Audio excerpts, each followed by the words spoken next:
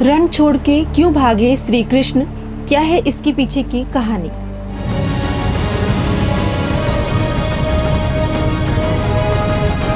एक बार फिर से आप सभी का स्वागत है।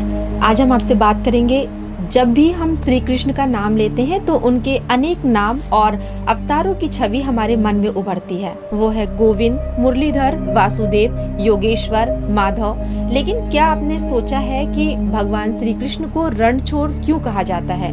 क्या वास्तव में वे युद्ध से भाग गए थे या इसके पीछे कोई गहरी रणनीति छिपी थी? आइए जानते हैं इस रहस्यमयी कथा को।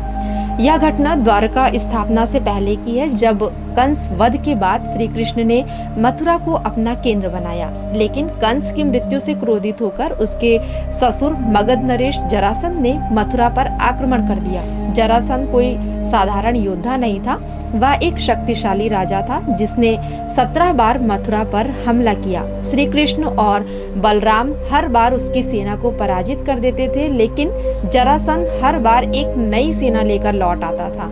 जब जरासंध 18वीं बार विशाल सेना के साथ मथुरा पर चढ़ाई करने आया, तब श्री कृष्ण ने एक अनोखी रणनीति बनाई। उन्होंने सोचा कि यदि वे लगातार युद्ध करते रहेंगे तो मथुरा के निर्दोष नागरिक जो हैं वो भी इसमें पिसते रहेंगे। दूसरी ओर जरासंध को हराने का कोई स्थायी उपाय खोजना जरूरी था। श्री कृष्ण ने मथुरा छोड़ने और एक नई नगरी बसाने का निश्चय किया।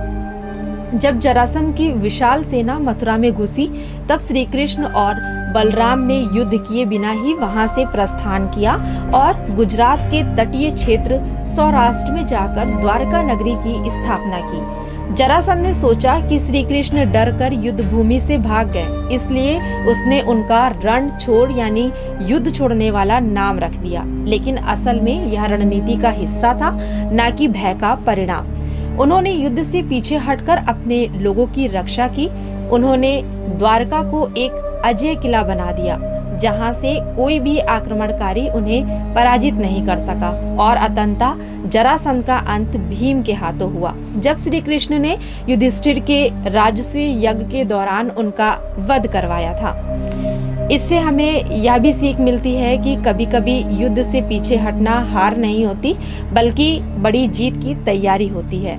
एक सच्चा नेता वही होता है जो अपनी प्रजा की रक्षा के लिए बल और बुद्धि दोनों का प्रयोग करे।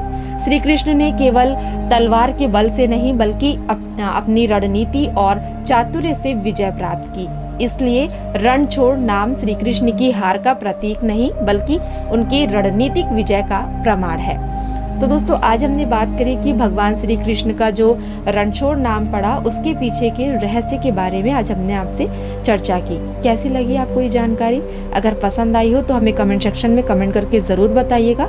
और अपने नेक्स्ट वीडियो में हम ऐसे ही रहस्यमयी कहानियों के साथ आपके सामने फिर से हाजिर होंगे। फिलहाल आज के लिए बस इतना ही। मैं आपसे आज्ञा चाहती हूँ। धन्यवाद।